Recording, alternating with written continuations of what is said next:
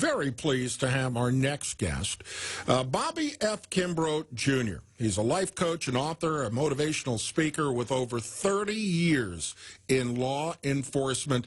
Bobby Kimbrough, Jr. has served his country and community, working with local, national, and international agencies to impact the lives of many. And he has just written a brand new book that probably should have people paying attention.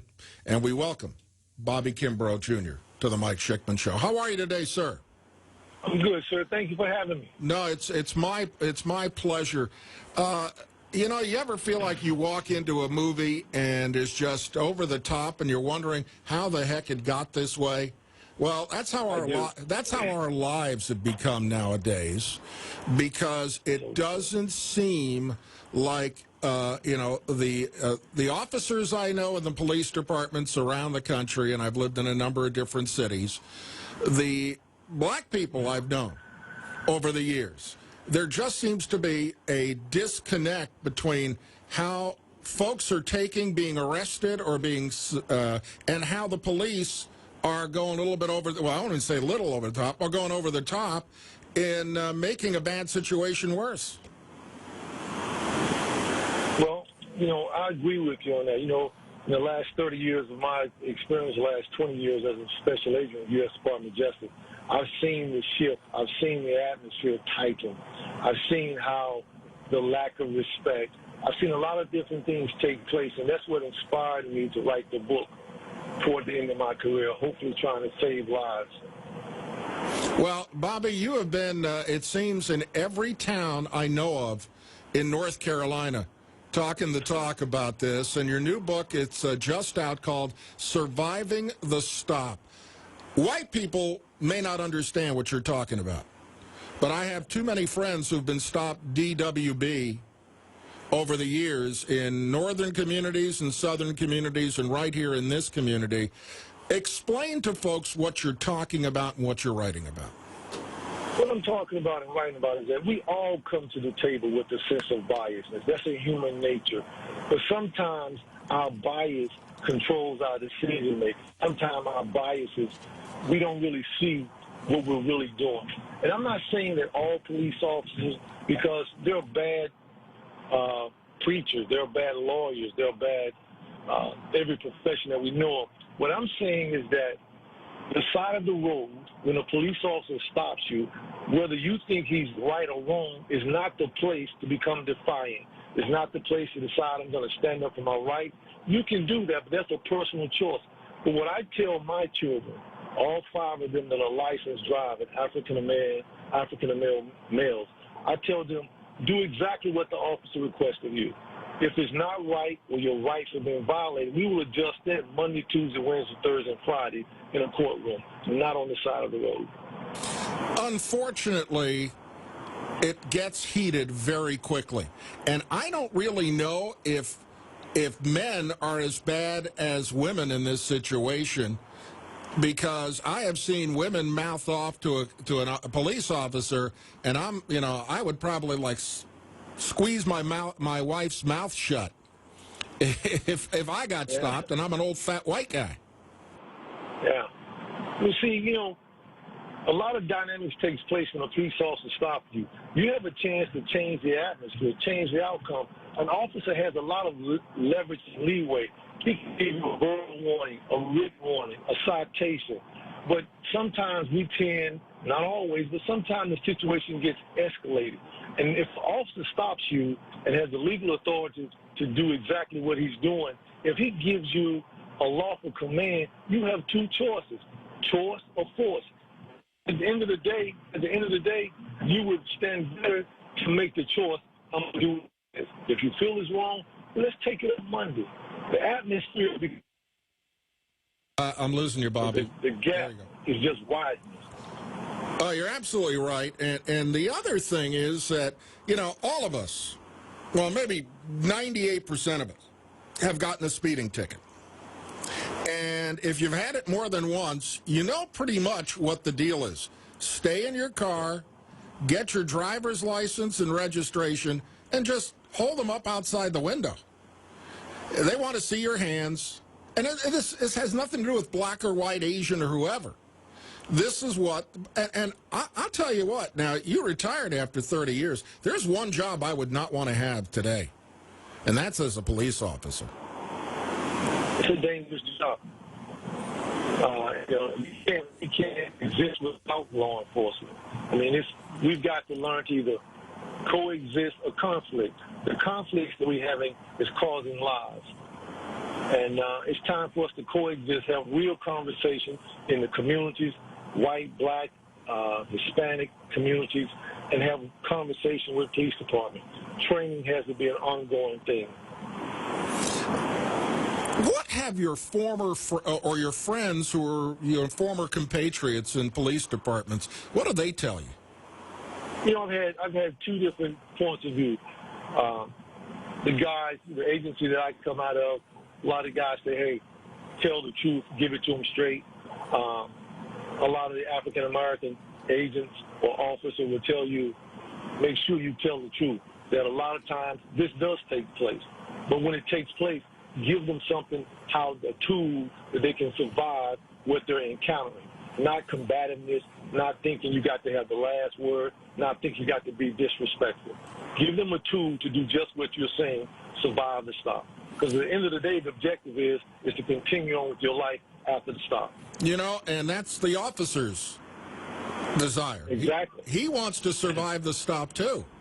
Exactly. At the end of the day, he wants the 1042. He wants to check off and go home because he's a human being. He's a father, grandfather, son, daughters. They want to survive the stop as well. We have so much dash cam video now. But unfortunately, and the media has done very poorly about this, they don't run the entire video. They show it from the exact point of conflict, so you don't know what happens beforehand. And you only see the grisly details of what happens at that particular moment. It is awful what's happening to innocent people, but it's also awful what's happening to innocent cops. This is so true, so true. What I always suggest is that let's see the entire video. Let's have all the reports in. Let's have a complete investigation before we render a judgment. Because so many times we rush in. We actually react rather than responding. And if we start responding rather than reacting, I think that we'd be in a better state, a better place. Let's get everything in. And when there's an officer that has done something egregious and done something wrong, he or she should be penalized with the full penalties of the law. I agree with that. But if they haven't, if they've done their job, let's not crucify them for doing the job. Let me ask you this. Have you ever, in all of your years working in law enforcement, had this kind of case happen to you? Yes, all the time, several times in my career, when people see me driving up and down the road when I'm coming from Georgia into North Carolina, they don't see a special agent with U.S. Department of Justice. When they stop me on the highway, they see an African-American male, and I give them due respect. And I say, sir, here's my license registration. My license are in my wallet, which is in my bag. I'm a federal agent, and my weapon is in there. I explain all my movement before I make the move. I explain it and make sure they understand it and let them give me permission. But I've also been stopped or driving while black. I've also, most recently, before I retired 2 months ago, I shared this experience traveling on an airplane, getting ready to board the airplane. We stop at the gate. The lady says, I'm going to call down to the captain and tell him I got 2 armed agents traveling. She tells the captain that the captain comes up the runway, and automatically he starts talking to my partner who's white, and he looks at me and says, are you the armed prisoners that he's traveling with? And I looked at him and I said to him, sir, I'm traveling in an Armani suit and a pair of residence. Do I look like I'm armed? But I understood what happened to him. His unconscious, when he came up the ramp and she said 2, he just, in his mind, for that moment, couldn't think, okay, it's 2 federal agents. One of them have to be that. So I get it how sometimes people get caught with their bias. I get it. But we got to make a conscious effort to stop it. Bobby, the name of the book, Surviving the Stop, it's out now on Amazon, but you're doing a lot of other things, aren't you? Yes, sir, I am. Tell us about your other work as far as trying to bridge this gap. I spend a lot of time in the community in which I'm from and other communities. I spend a lot of time speaking to churches, civic groups. Every year I adopt a school. Main Street Academy is one of them, where I go into the school system and try to make a difference, try to actually catch the problem at the root before the fruit starts. I spend a lot of time trying to change this because I'm grateful for the experience that I've been given, and I want to turn it around and give it back and just change what's happening. I believe that if I save one life, 2 lives, I'm happy. How did you get into law enforcement, Bobby? You know, I started out at Pfeiffer College, went to school, wanted to be a lawyer, got down there, and things didn't go the way I planned. It came home, took a job at the time, Kmart, got tired of loading shelves and cleaning up. So I went back to school, High Point, and they was having a recruitment with the police department in my hometown, Winston-Salem. Joined the Worcester Police Department, and my career began there. And once I finished my undergraduate degree, started graduate school, I was at a job fair, and the federal government was looking for special agents. And I said, you know what? That's what I always wanted to be, a special agent with the federal government. And in '94, I left going to Quantico. Left Quantico. My first duty assignment was Detroit, Michigan, and a few other cities after that, and a few other countries after that, and here I am 22 years later.